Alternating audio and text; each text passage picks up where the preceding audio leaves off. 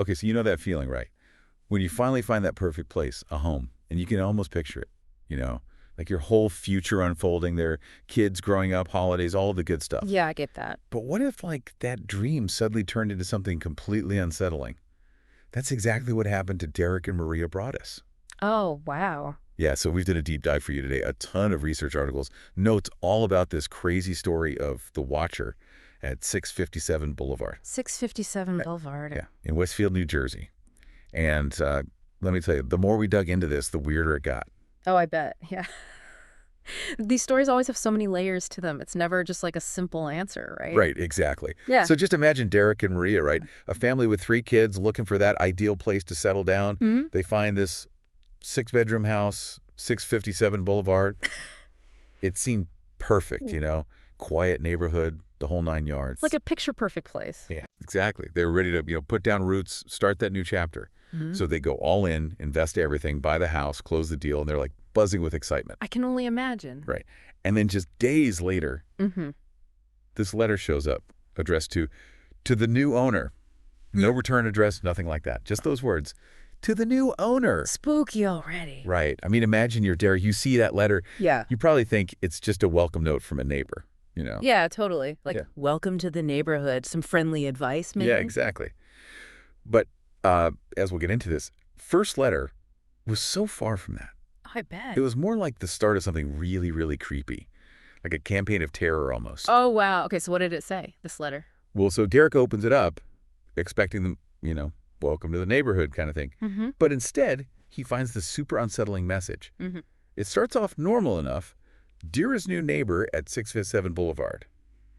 But then it takes this really dark turn, like right away. The writer says that this house has been like a focus for their family for decades, like generations. What?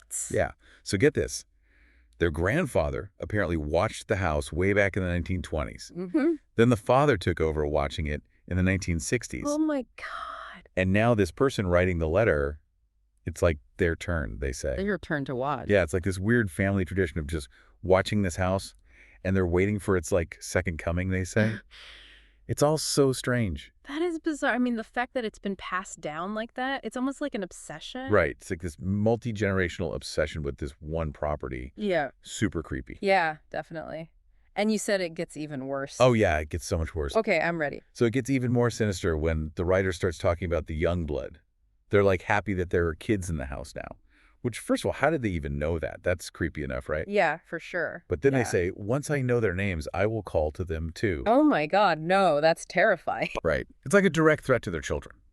A total violation of their safety. It's so scary because it's not just about the house anymore. It's like they're targeting the family specifically. Exactly. It goes from just watching to, like, actively messing with them. And like you said, especially the kids, that's what makes it so chilling. Yeah, and the fact that they knew about the children before even meeting them, I mean, that implies they were already being watched, right? Right. And that's one of the biggest questions that must have been going through Derek's mind. Like, how did this person know about their kids? And what did they mean by call to them? It's so ominous. Absolutely. It really makes you question, like, how much did this person know? And how long have they been watching? Right. It takes it from just like a weird letter to a full-on stalker situation. Like you said, someone's watching them without them knowing. It's a total invasion of privacy, and it would Yeah. make anyone feel completely unsafe in their own home. Yeah, absolutely. So what do you think Derek and Maria did next? Well, they must have felt really threatened at this point, so I'd guess they called the police. You got it. They called the cops right away. And guess what? The officer who came over was just as freaked out by the letter as they were. Really? Yeah, the letter creeped everyone out. And this is where it gets really interesting. The police actually told Derek and Maria not to talk about the letters with their neighbors. Oh, wow. Why? Well, because based on what the letter said, the police thought that the watcher might be someone who lived close by. Oh, that makes sense. Someone who could easily keep an eye on them. Exactly. Someone who had been watching them even before they moved in. Yeah, So the cops were like, keep it quiet.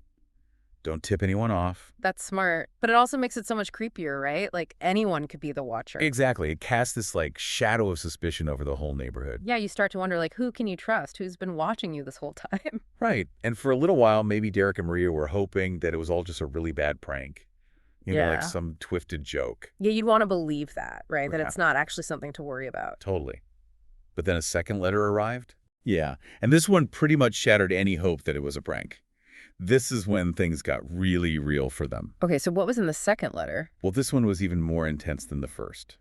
The language got more direct, more like possessive of the house itself. Possessive. Yeah, like the house itself was important to this person. It said, 657 Boulevard is anxious for you to move in.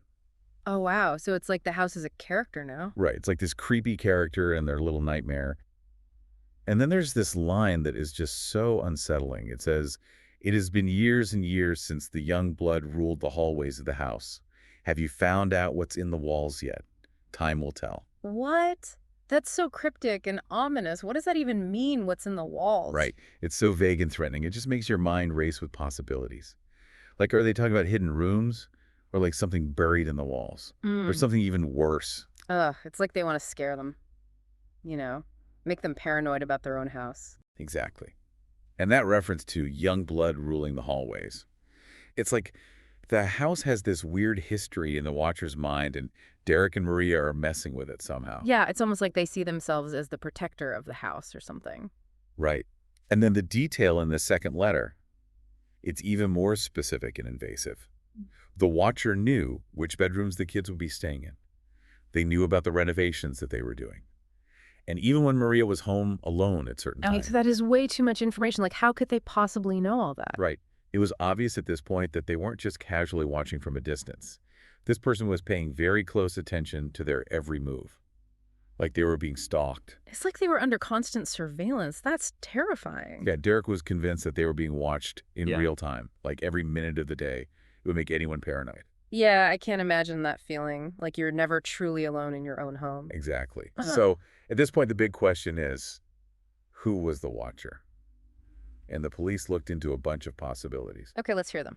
One theory was that it was a disgruntled neighbor, Hmm. maybe someone who was jealous of them or their renovations. Oh, that makes sense. Like people can get pretty territorial over their neighborhoods. Right. And apparently some of the neighbors weren't too happy about the changes Derek and Maria were making to the house. So maybe it was some kind of revenge plot to try and drive them out. Yeah, like a really messed up way to say not in my backyard. Exactly. But even though the police questioned everyone, they couldn't find any real proof that a neighbor was behind it. Huh. So it's still a possibility, but they just couldn't prove it. Right. Another suspect they looked into was a former resident, specifically the previous owners, the Woods family. Okay, what about them? Well, get this.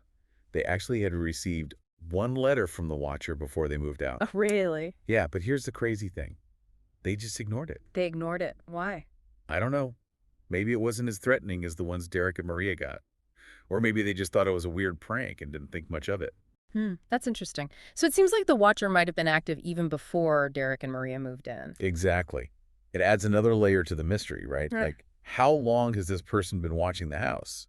And why? Yeah, it's all very strange. And it makes it even harder to figure out who's behind it. Right. And then, of course, there's always that lingering question. Could this whole thing have been some elaborate hoax? Oh man, I hope not. That would be so cruel. Right. It's hard to imagine someone going to all that trouble just to mess with them, but it's a possibility that can't be totally ruled out. Yeah, but still, the level of detail in those letters, it Yeah. just seems like it would be really hard for someone to fake all that. I know, right? Like, how would they know all the specific details about their lives? It seems more likely that it was someone who genuinely had access to that information. Right, like someone who was actually watching them. Exactly. Yeah. And just when you think the story can't get any creepier, it does. A third letter arrives. Oh, God, what happened? This one seemed to be the final straw for Derek and Maria. Like they just couldn't take it anymore. It must have been bad. It was Yeah. it was almost accusatory this time. Like, the watcher was angry at them for changing the house. What? Yeah, they wrote, "You have changed it and made it so fancy. It cries for the past and what used to be in the time when I roamed its halls."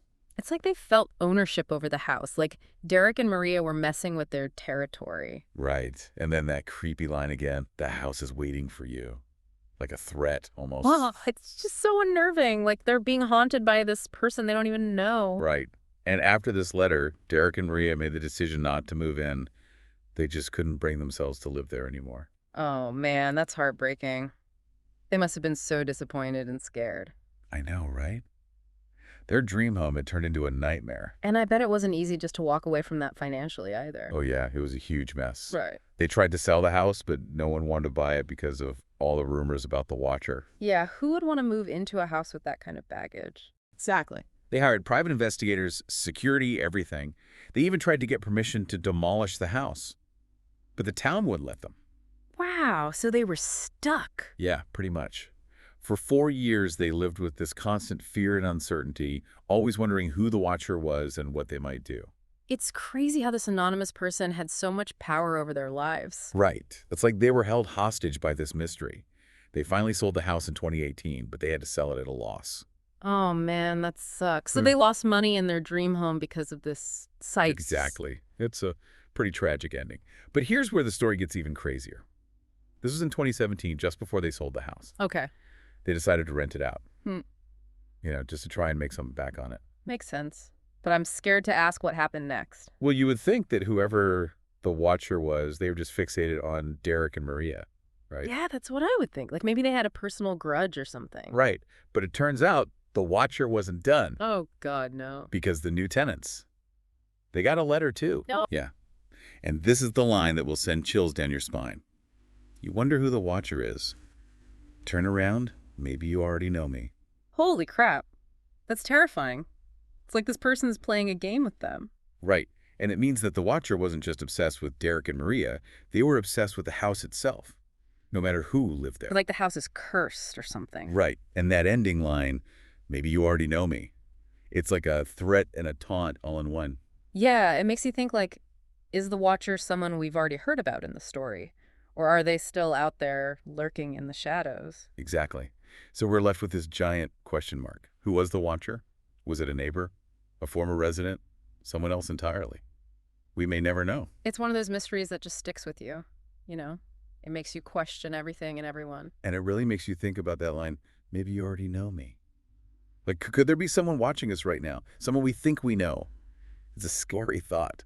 It is. It makes you realize that maybe the things that scare us the most aren't the monsters in the dark, but the people hiding in plain sight. Exactly.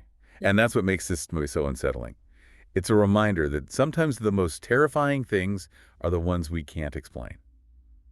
And that maybe we're never truly safe, not even in our own homes. Ugh. Yeah, that's one way to look at it, for sure. It definitely makes you appreciate your own security a bit more. Yeah, that's for sure. Well, folks, that's our deep dive into the mystery of the Watcher. Hope you enjoyed it. And if you ever get a creepy letter from a mysterious admirer, maybe don't ignore it. Yeah, that's good advice. Until next time, stay safe out there. And keep those lights on. Yeah, good idea.